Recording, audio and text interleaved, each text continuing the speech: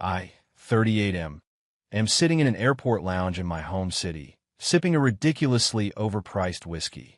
My phone is buzzing itself into oblivion on the table beside me. I'm ignoring it. The calls are all from an international number, but I have a pretty good idea who is on the other end. Here's the thing. 2 days ago, I thought I was on top of the world. My wife, Mary, 35F, and I landed at a stunning, all-inclusive resort for our 10th anniversary. We're talking private villa, infinity pool, the works. I've been saving for this for years, a grand gesture to celebrate a decade together. Things have been a little rocky, maybe. A bit of distance. She'd been spending a lot more time on her phone, quiet little smiles at texts from her work friends. I chalked it up to stress. Her new marketing job was demanding. I figured this trip, this complete escape, would be the perfect reset button. Last night, we had a candlelit dinner on the beach. The sky was clear, the stars were out. It was perfect. I was about to give her gift, a custom-made necklace with 10 diamonds, one for each year, when she put her wine glass down. Mary, James, we need to talk. My stomach dropped. That's never the start of a good conversation. Me? Okay. What's up? Mary, I don't think this is working anymore. She wouldn't meet my eyes, just stared out at the ocean. I want a divorce. It felt like a physical blow. A decade of my life, summed up and dismissed between the appetizer and the main course. I just stared at her. The sound of the waves suddenly felt deafening. Me? You're telling me this here? Now? On our anniversary trip that I paid for? Mary, I thought it would be better to do it on neutral ground. Less messy. She finally looked at me, and her expression was just indifferent. I've been unhappy for a while, James. I've met someone. Of course, she had. The work friend. It all clicked into place. The late nights, the secret smiles, the coldness. She didn't just want a divorce.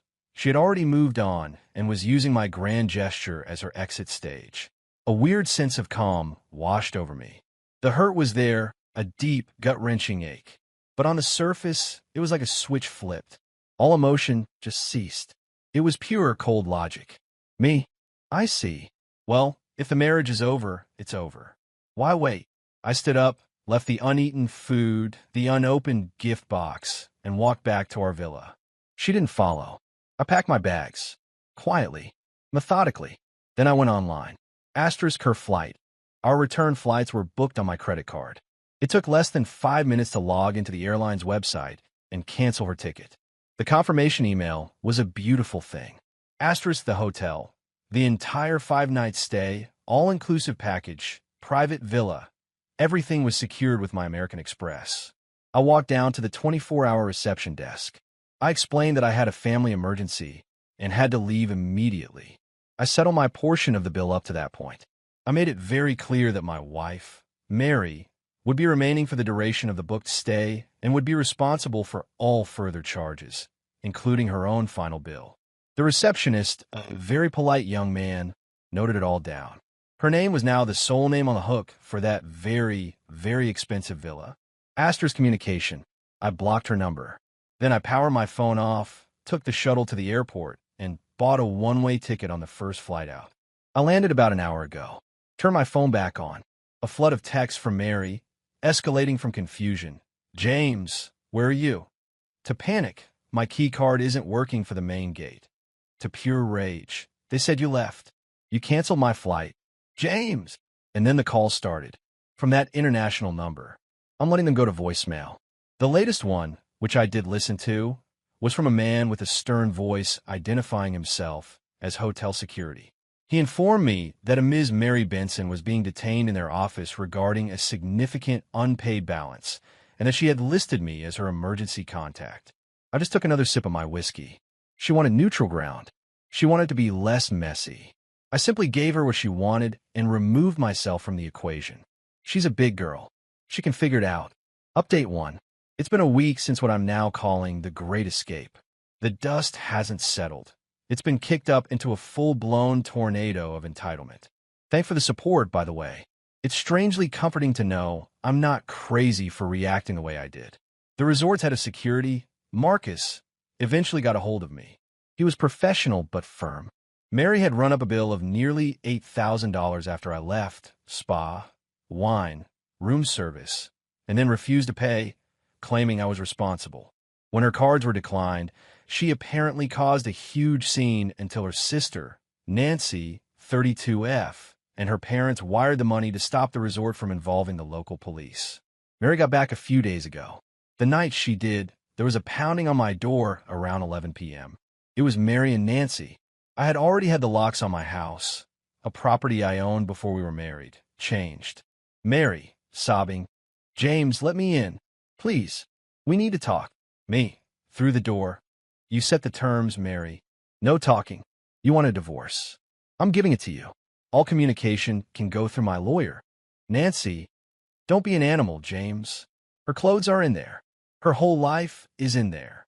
Me, "She can arrange a time with my lawyer to have a police escort retrieve her personal belongings. She is not setting foot in this house again." The entitlement was staggering. They genuinely believed she could detonate our marriage, announce she had a new man, and I would just let her stay in my house while she figured things out.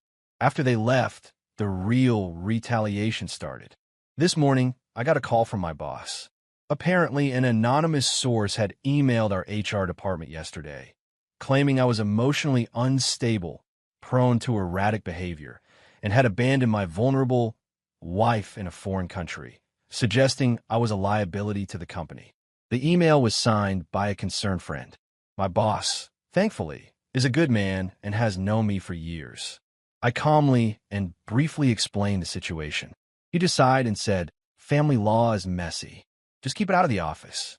The complaint was dismissed, but the attempt was noted. They weren't just mad. They were trying to ruin my livelihood because they didn't get their way. This isn't about simple revenge anymore. This is about self-preservation. Final update. It's been 6 months. The divorce was finalized last week. The war is over, and it ended not with a bang, but with the quiet, satisfying click of a courthouse filing. Mary and her family did not go down without a fight. The smear campaign was vicious. Mutual friends got bombarded with a highly edited version of events where I was a cruel, controlling monster. I lost a few of them. Good riddance. Her lawyer was just as aggressive as Nancy. They came at me demanding exorbitant spousal support, half the value of my house, and compensation for emotional trauma and endangerment. My lawyer, a stoic woman named Ms. Albright, was a shark. She systematically dismantled their case. Asterisk the house.